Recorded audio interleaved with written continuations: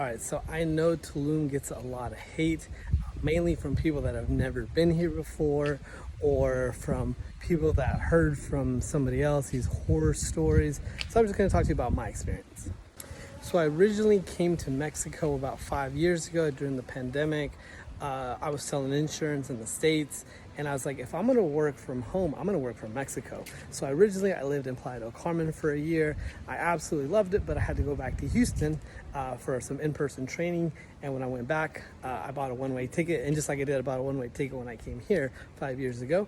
But then when I had to go back to Houston, I just could not get back into that lifestyle of dealing with 1 hour traffic and rush hour and all this other stuff that living in a city like Houston has.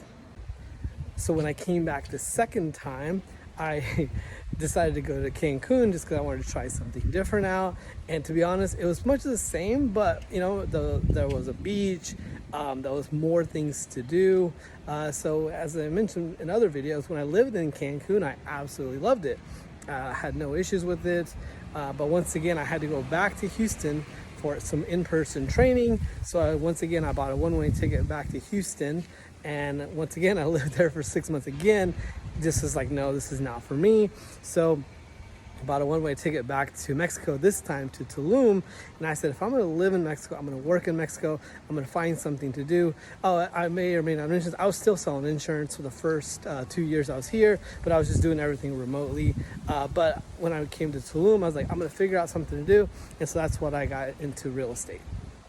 Now, I know Tulum real estate gets a lot of hate, mainly because it was pitched as a magic money machine. You just buy a property and it just spits out free money to you anytime you want it.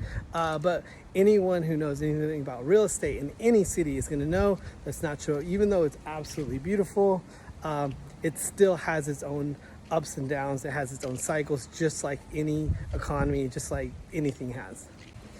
But just like with any city, Tulum has its own vibe, it has its own essence, and that's what I love about it here. It has its own architecture. What I absolutely love about Tulum is its connection with nature. Literally every day, I see something I've never seen before, something beautiful. I see maybe a bird I've never seen before. Yesterday I saw a butterfly I'd never seen before. The day before that I saw this beautiful yellow bird like 1 foot away from me. So you just see these beautiful things that I didn't see in Houston. I didn't see in other cities that I lived in previously. But another thing about Tulum is it still has its issues. It still has its problems. It still has its infrastructure that needs that's still being built. Sometimes the power is going to go out. Sometimes the electric goes out. I tell everybody the electricity works 99% of the time. It's just that 1% that really bothers you.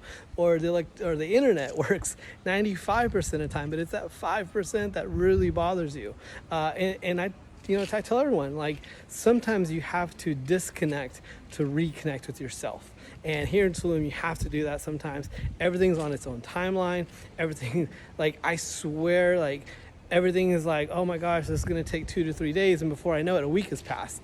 So it has its own cycles. It has its own everything. So, Tulum isn't for everybody, and I'm the first to tell people that.